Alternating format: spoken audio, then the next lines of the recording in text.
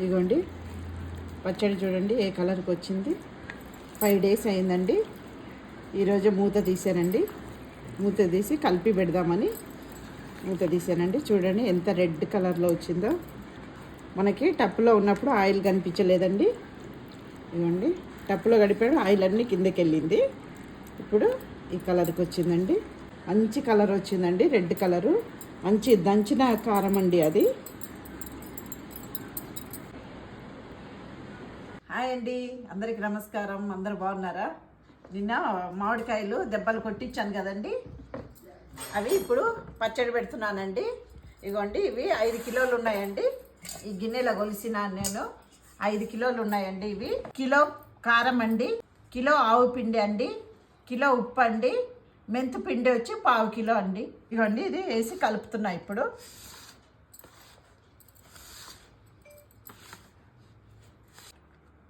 ఇదిగోండి ఆయిల్ వేసుకుంటున్నాను ముక్కలకి.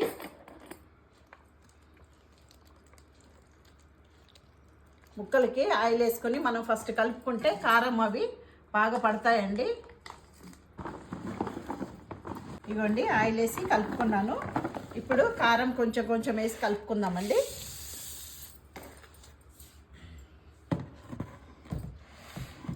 ఇది మొత్తము 3.5 కిలోలు అండి. ఇవి ఆవపిండి, ఉప్పు, మెంతుపిండి, కారం అండి. 3.5 కిలోలు అండి ఇవి. మనం ఆయిల్ వేసుకున్నాం కదండి ముక్కలకి. ఇదిగోండి ఇట్లా పడుతుంది బాగా. మనం ఆయిల్ వేయకుండా వేసామనుకోండి కారము ఇట్లా పట్టవండి, అవి సపరేట్గా కిందకి వెళ్ళిపోతుంది. ఫస్ట్ కొంచెం ఆయిల్ వేసి ఇట్లా కలుపుకోవాలండి. ఇదిగోండి ఇట్లా ముక్కలకు పట్టినట్టు కలుపుకోవాలండి. మిగతా కారం కూడా దీంట్లో వేసేసుకోవాలండి. ఇదిగోండి ఇంతే కలుపుకునేది. ఆయిల్ వరకు 3 లీటర్లు వేసానండి.